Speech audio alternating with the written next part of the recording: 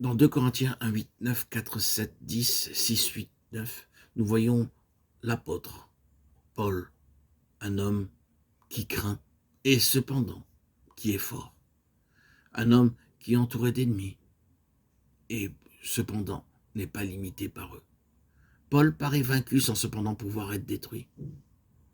Nous pouvons remarquer sa faiblesse, mais il déclare que lorsqu'il est faible, il est fort. Nous voyons qu'il porte en son corps la mort de Jésus. Mais il dit aussi que la vie de Jésus se manifeste aussi dans son corps. Il passe pour avoir une mauvaise réputation, mais il est aussi bien réputé, regardé comme imposteur quoique véridique, comme inconnu quoique bien connu, comme mourant et cependant vivant encore, comme attristé et nous sommes toujours joyeux, comme pauvres et nous en enrichissons plusieurs, comme n'ayant rien et nous possédons toutes choses. 2 Corinthiens 6, 10. C'est cela un chrétien. Comprenons-nous ce que signifie être un chrétien? Un chrétien, c'est une personne fondamentalement illogique. C'est quelqu'un en qui réside un paradoxe. Et ce paradoxe procède de Dieu. Certains conçoivent le christianisme uniquement comme un trésor sans qu'il y ait de vase de terre. S'ils rencontrent le vase de terre quelque part, ils pensent qu'il y a quelque chose de faux. Mais la logique de Dieu est totalement différente de celle de l'homme. Voici la pensée de Dieu. Nous portons ce trésor dans des vases de terre. C'est pourquoi nous ne devons pas nous désespérer de voir encore le vase de terre. Dans son dessein, Dieu n'est pas désincarné.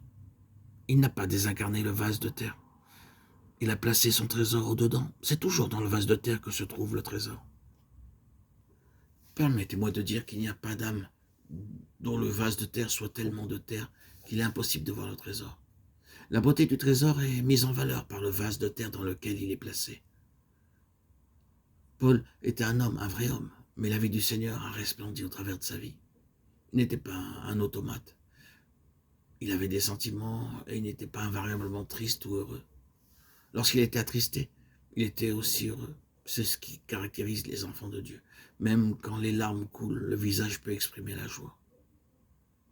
Nous conservons toujours le vain espoir de rencontrer un chrétien qui soit débarrassé du vase de terre. Cependant, lorsque nous rencontrons le véritable enfant de Dieu, nous reconnaissons immédiatement leur caractère distinctif. Nous reconnaissons ce qu'ils sont en eux-mêmes et aussi ce qu'ils sont dans le Seigneur. J'ai connu une sœur qui avait un tempérament très vif. Elle était vive pour tout, vive pour s'exprimer, vive pour réprimander, vive pour écrire des lettres et tout aussi vive pour les déchirer une fois écrites.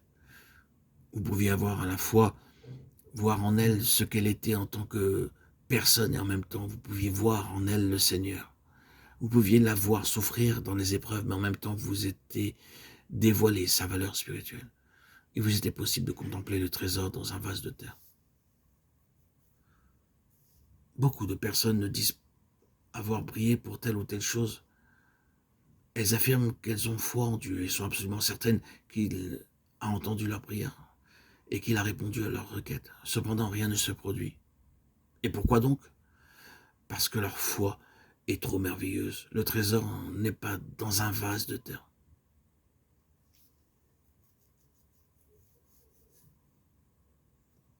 Lorsque la foi grandit en s'attachant au Seigneur, elle peut s'exercer simultanément avec le sentiment paradoxal de toujours pouvoir se tromper.